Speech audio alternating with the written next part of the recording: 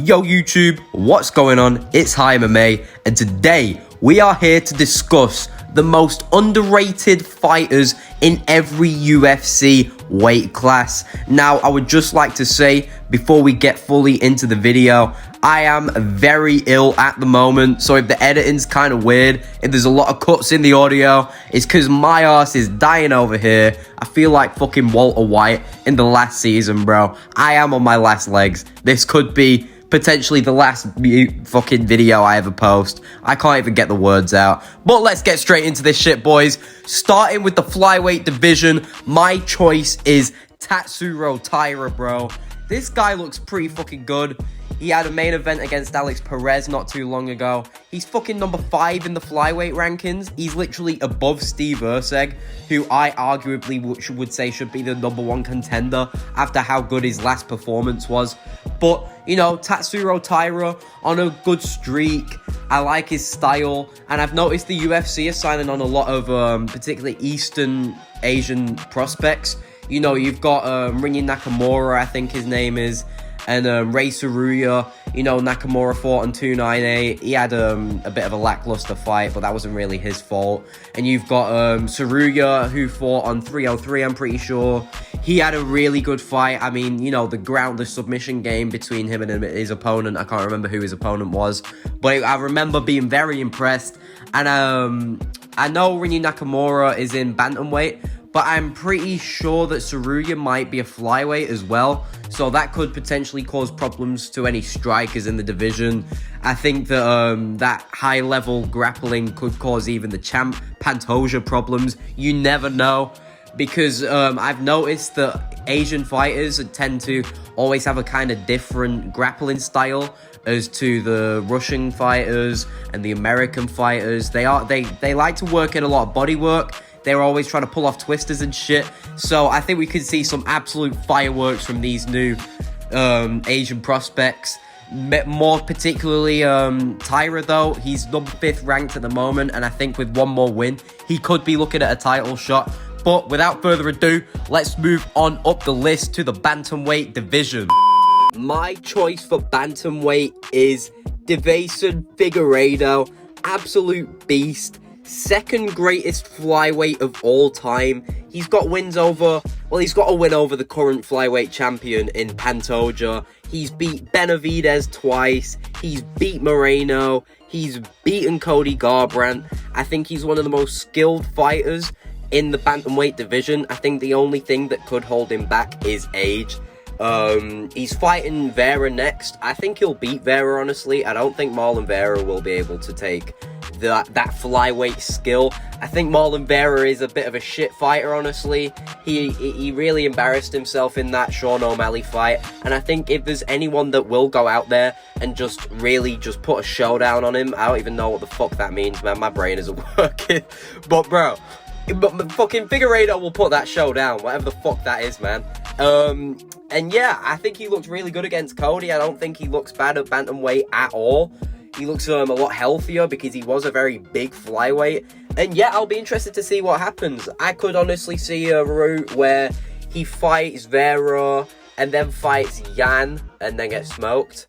And that could be the end of his bantamweight title run. What I would prefer to see is Figueiredo versus Aldo after the Vera fight.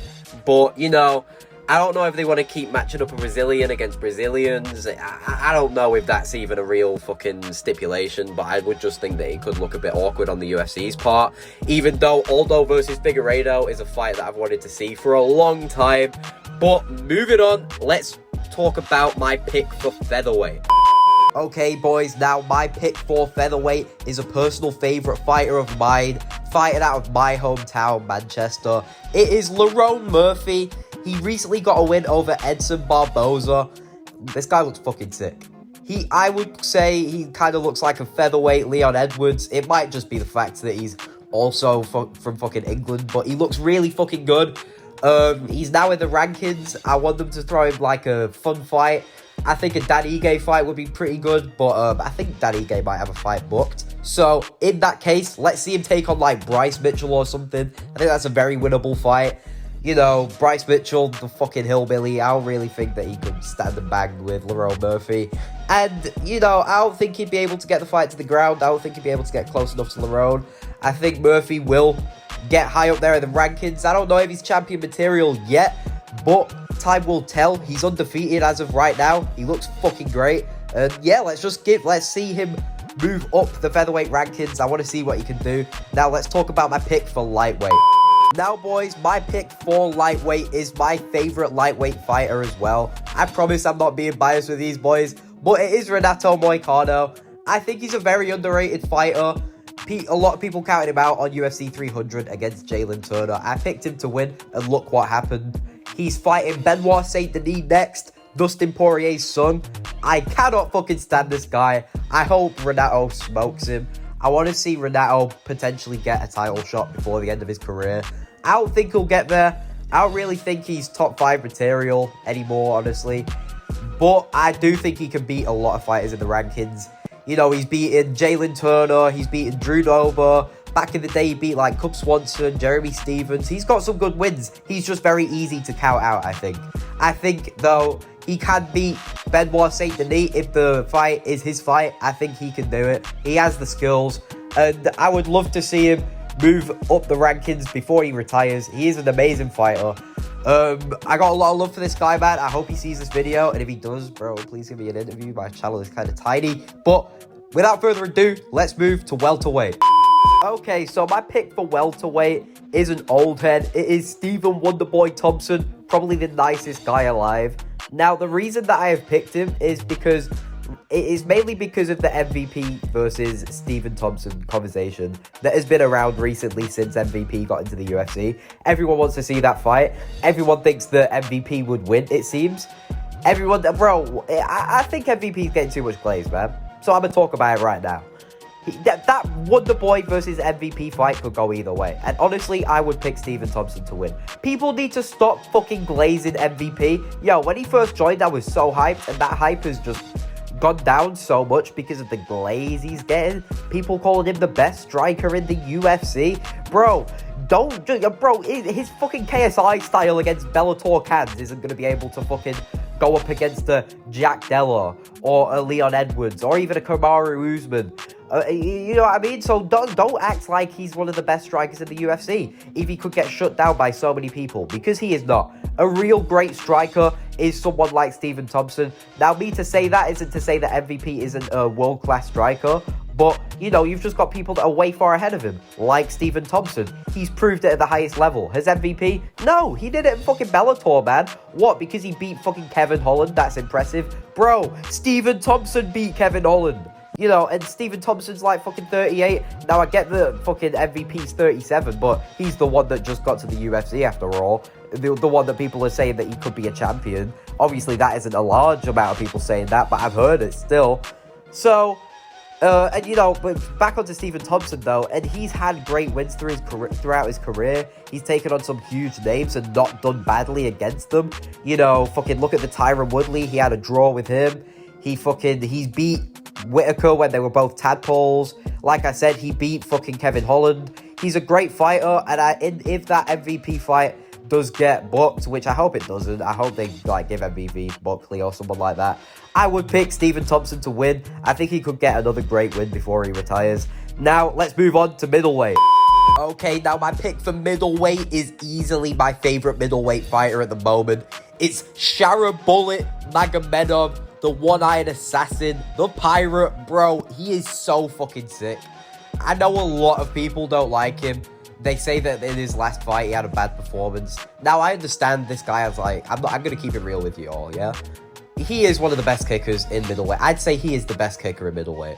He has some of the best striking in middleweight, not necessarily punches-wise. He has no fucking wrestling, bro. His wrestling and grappling is terrible, and I'm very aware of it.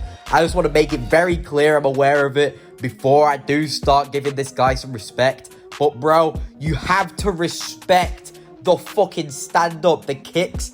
He moves so, like, elusive, even, like, in the middle of a fight, bro. He's so fucking sick. I think he could get some sick wins. I don't know if he could ever become champion. If he improves his grappling, he very well could be. But I just want to see him go up through the rankings. I really want to see him fight Kopylov at some point. I think that would be a fucking sick fight. But there's not much more I can say about him, really, because he is a prospect at the moment. He's not even in the rankings yet.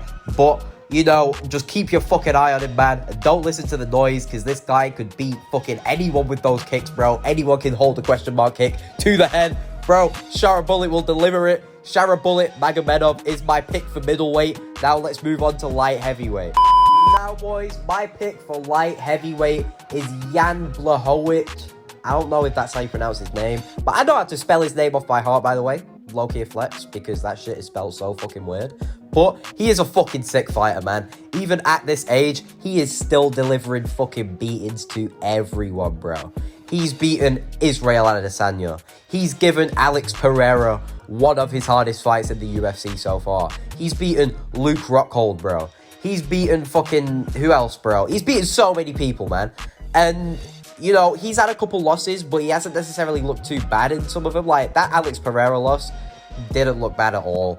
You know, he was meant to be having a fight against Rakic. I think that got cancelled. I think he could still have a couple wins before he retires, honestly. I think if Israel Adesanya ever tried moving up to light heavyweight again, he could beat him.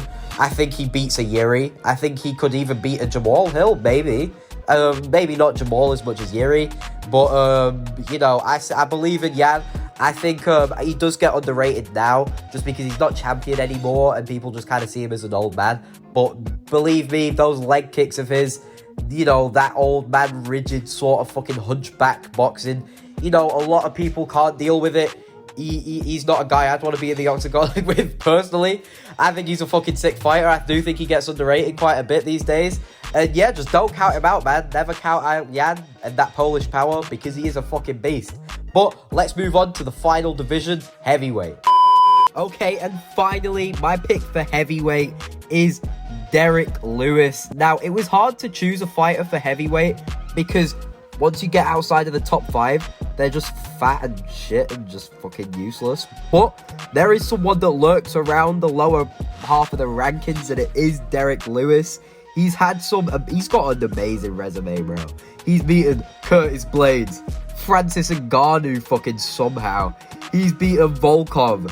He beat Nascimento recently. He's beaten Delete. He just knocks everyone out, bro. He's just a knockout machine. This guy is fucking crazy. I can't see him really making a second title run or nothing like that. I mean, he's never been a champion. But I do think, like, he gets a little bit underrated in the way of, like, you know, people forget he can literally just go in there and knock anyone out. Like, not to say that he would knock everyone out, just that he has the ability to do it. But in the heavyweight division, I don't really think there's that many fighters that get underrated because they all have their bad points, unless you're talking about, like, the top 3.